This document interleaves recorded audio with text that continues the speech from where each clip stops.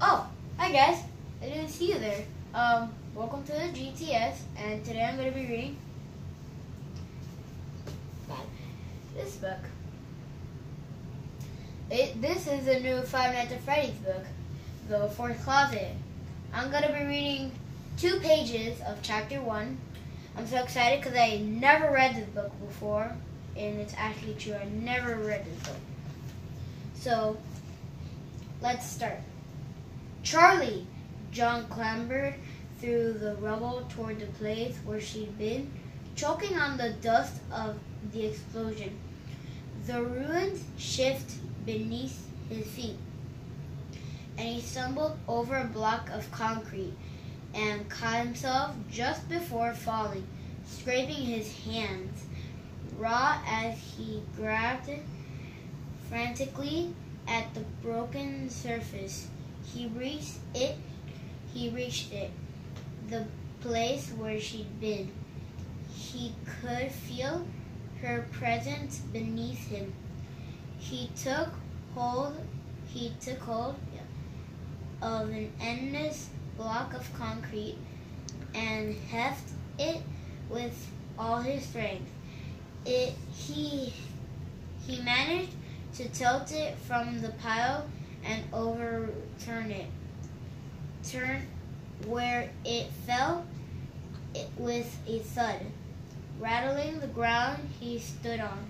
Over his head, a steel beam creaked, wavering practically. So what do you guys think this place where she'd been? My guess is the pizzeria, the Five Nights at Freddy's pizzeria. And I don't know, that's my guess to where she's been. Okay. Charlie! John cried her name again as he shoved another block of concrete away. Charlie, I'm coming! He was gasping for breath, moving the remains of the house with despair. Adrenaline-fueled strength, but the adrenaline was running thin. He set his jaw and pressed on. His palms slipped as he tried to lift the next block away.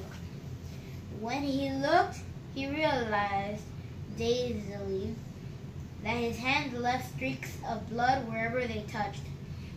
He whipped his palms on his jeans and tried again. This time, the broken concrete moved, and he balanced it on his thigh and took it 3 steps away, then dropped it on the pile of debris. It crashed down onto the rubble and shattered, rock and glass beneath it, starting an avalanche of its own. And then beneath it sounded the sounds of wreckage. He heard her whisper, John? Charlie! His heart stopped beating as he whispered back to her.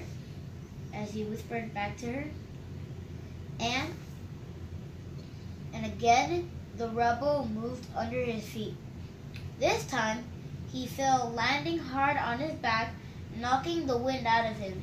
He struggled to inhale, his lungs useless. Then, haddingly, he began to breathe. He sat up, lightheaded, and saw what the collapse had revealed. He was in the little hidden room in Charlie's childhood house. Before him was a plain, smooth metal wall. At the center was a door.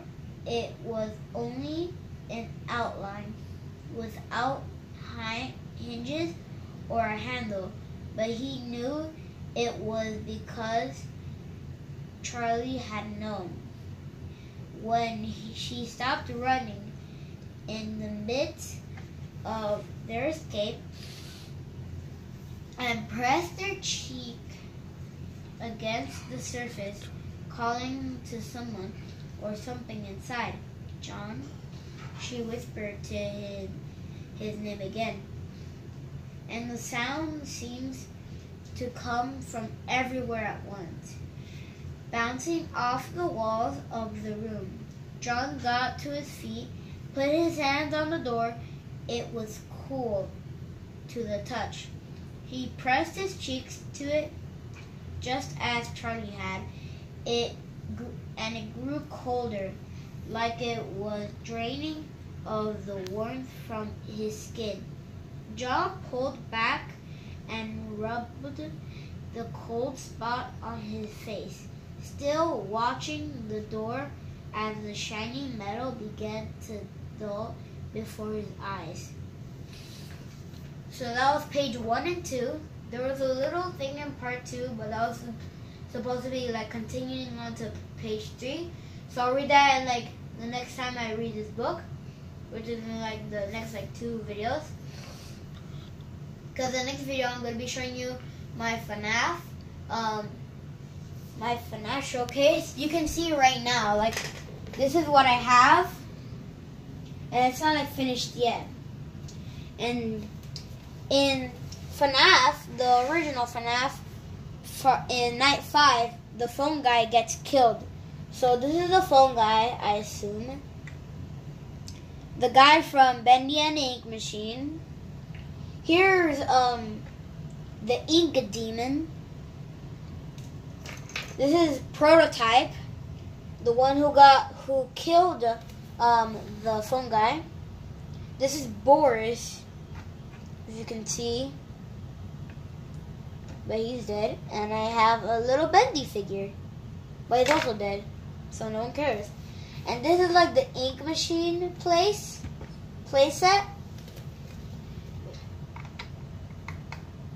Yeah, this is like the Bendy and the Ink Machine Lego playset. It's like a Lego, but I made like this, well, I didn't make like any modifications. Like, I got this at Target. Like, this is a Target exclusive. So if you're gonna want this on your own, you're gonna have to like buy it from like Target. And behind that is like my creepy part of my pizzeria.